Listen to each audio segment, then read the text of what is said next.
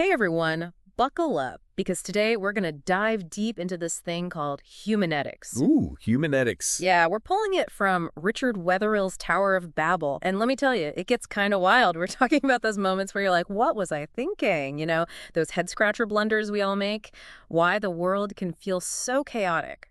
And get this, how to unlock this hidden potential we all have inside us. It's like we're peeking under the hood of our own minds. We're going to find those software glitches that are always running in the background. We'll figure out the why behind those not-so-great moments we all have, and how knowing about this can actually help us make some serious changes in our lives. Okay, so humanetics. It sounds a little sci-fi, but I'm definitely intrigued. Walk me through this. How do our brains get all distorted in the first place? So Humanetics says that a lot of the problems we have, like conflicts, bad choices, those facepalm moments, it's not that we aren't smart enough. Oh, okay. It's more like we have these distortions in the way we think, Hmm. like faulty wiring. Right. Yeah. We don't actually want to be illogical, but these distortions, they kind of force us into it. So it's not about being a genius. It's more about picking up bad mental habits along the way. It's even deeper than that. Humanetics says we actually create these distortions ourselves. Really? Yeah, and often pretty early in life, too. It's like our mind's way of justifying when we do something wrong. Hmm. We convince ourselves something is okay, even when it's really not.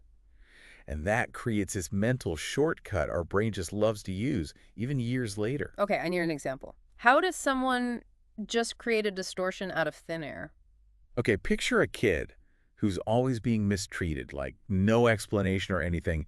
To try and make sense of it, their brain might go, okay, it's safer to be sneaky, so don't get punished. Now, we know that's not really true, right? But to them, it becomes their truth, their distorted logic.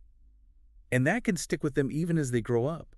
Like, it might affect their relationships because that's the shortcut their brain learned to take. It's like programming a shortcut into your brain, but the shortcut leads to a dead end. It's like we're accidentally writing bad code into our own operating systems based on those early experiences. Okay, so if these distortions are so ingrained, are we stuck with them forever? Well, here's the thing about Humanetics that really got me. It's not about being stuck with these glitches forever. It's about having the power to actually rewrite your own code, even years later. Wait, really? Wetherill actually compares it to self-hypnosis. Wow.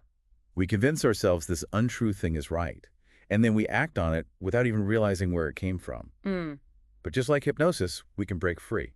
Okay, you've got my attention. How do we start rewiring those faulty circuits? Give me the steps. Okay, get ready for a little introspection here. Oh. Wetherill talks about two main methods. The first one is called ruthless recollection, and, well, the name kind of says it all. We've got to revisit those cringy memories, the ones we try to bury deep down.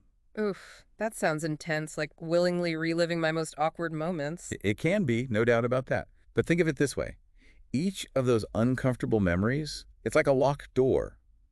And behind that door, that's where you hid a piece of your true self. It's not about dwelling in the past. It's about retrieving what you left behind. Okay, but how do we even start to do that? I mean, digging up those memories sounds, well, intense is an understatement. It takes honesty, and it takes time. No shortcut for that. But Right. you start by just acknowledging those uncomfortable memories are there for a reason. Instead of running away from them, try getting curious about them. Hmm. Ask yourself, what was I feeling back then? What excuses did I use to make my actions seem okay? You're not here to beat yourself up, okay? It's like you're on a fact-finding mission. It's like we have to become detectives in our own minds, uncovering these clues about ourselves we didn't even know were there. Exactly. And as we dig up those memories, as we really examine them, we start to see the distortions more clearly. And here's the really cool part.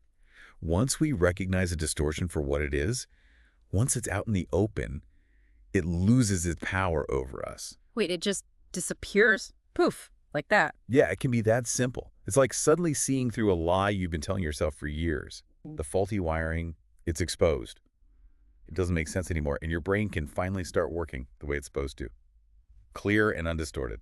Okay, so we're like detectives in our own minds trying to track down these distortions, but how does this actually play out in real life? It's not like we're walking around thinking, time to use my distortion about this. Right. That's what's so interesting. Yeah. We think of our mistakes like they're these isolated things, right? Right. But Humanetics says there's usually a bigger pattern going on, like a common thread connecting a lot of our choices and actions. So it's not just that I messed up this presentation, it's that maybe I've got this distortion about public speaking that's been holding me back for years. Exactly. And it Ugh. goes even further than just how we act. These distortions, they can even change how we see things, our relationships, even our memories. Wait, memories too? How does that work? Well, think about it. Hmm? Distortions, they usually come from things we'd rather forget.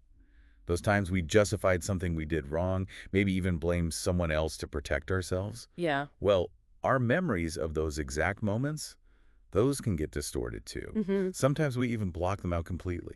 So it's like our brains are trying to protect us from how bad it feels to face our own mistakes. Exactly. We Okay. basically create these blind spots around those memories. But the ironic thing is that makes it even harder to see the distortions and deal with them. It's like this vicious cycle. Wow, that makes so much sense. I know there are certain memories I just don't avoid. It's just too uncomfortable to go there. And that discomfort, that's a big clue. It often means there's something there worth taking a look at.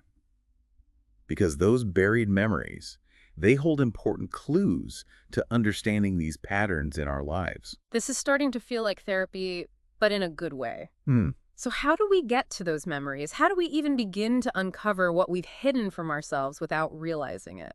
Well, it starts by recognizing those uncomfortable memories are there for a reason. Instead of running from them, try approaching them with curiosity. Like, what were you feeling at that moment? What were the reasons you used to justify your actions back then? Remember, you're not trying to judge your younger self. You're just trying to understand them. Okay, so we're detectives, gently revisiting these memories, trying to understand those emotions and justifications that were going on at the time. Exactly. And as we do that, we often start to see the distortion more clearly. And here's the really powerful part. Once you see a distortion for what it is, once you can name it, it loses its hold on you. It just that evaporates. It can feel that way, yeah. It's like you've been wearing glasses with the wrong prescription your whole life, and then suddenly you can see clearly. The world snaps into focus, and you can't believe you ever saw things any other way. Okay, I'm with you so far, but I need a real-world example. How does actually identifying a distortion play out in someone's life? What does that look like day to day? Okay, this is all making sense. Good. But I can't help but think about those people in our lives, the ones who just always seem to cause problems. Like they're always stirring up drama or making things harder than they need to be. The impossible people. Exactly. A Humanetics has this really interesting take on this. Okay. What if, instead of seeing these people as intentionally difficult, we look at it as them just acting out their own distortions? So it's not that they're trying to be difficult. Right. It's more like their distorted logic is just running the show. Exactly. Mm. And when we understand that, it can totally change how we approach those relationships. Instead of getting caught up in their emotional roller coasters, we can start to see the distortion behind what they're doing. That's easier said than done, though, right? It is. It is. How do you stay calm and collected when someone's pushing your buttons, asking for a friend? Right. It definitely takes practice. Yeah. But remember those emotional tells we talked about? Yeah. That rush of anger or frustration you feel, Right. even that I know better feeling. That's your signal to hit pause. Okay. Take a breath. Step back from the situation if you can, Mm. and ask yourself, what's the distortion here? What's the belief that's driving this behavior? So instead of reacting to what they're doing on the surface, I'm trying to understand the root cause, the distortion that's fueling it all. Exactly. Okay. And it doesn't mean you have to make excuses for them, Right. but it can help you respond in a way that's both more compassionate and honestly more effective. Okay. So let's say I figured out the distortion. Okay. What then? Do I confront them about it? Like, stage an intervention? Well, that's where things get a little tricky. Yeah. Remember, distortions are often really deep-seated, and people can be really protective of them. Mm. Confronting someone directly about their distortion usually doesn't work, and it could even make things worse. So what can I do? Focus on setting boundaries. Okay. Don't get sucked into arguments that are just fueled by their distorted thinking. Right. Instead, be really clear about your needs and what you expect from them, and be ready to walk away if they don't respect those boundaries. So it's more about protecting myself than trying to fix them. Exactly. Huh. You can't force someone to change their distortions, Right.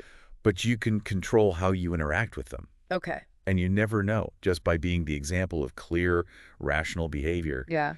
you might inspire them to take a look at their own patterns. That's a nice thought. Yeah. So, as we wrap up here, what's the biggest takeaway from all of this? What's the one thing you hope listeners take away from today? For me, the most important thing I've learned from Humanetics is that we have so much more control over our thoughts, and because of that, our lives, than we often realize. Hmm. We don't have to keep repeating the same mistakes. Yeah. By understanding these distortions, we can break free from those patterns and start living in a way that's more fulfilling, more true to ourselves. Like we've all got this mental upgrade just waiting to be activated. Exactly. R- And that upgrade, it starts with recognizing that even those impossible people in our lives, they might not be trying to be difficult. Yeah. They might just be seeing the world through their own distorted lenses. Wow, so much to think about. Right. This has been amazing. Thank you so much for guiding us through this. Happy to do it. And for everyone listening, we'll be back next time with another deep dive. Until then, stay curious and remember, you have the power to rewrite your own code.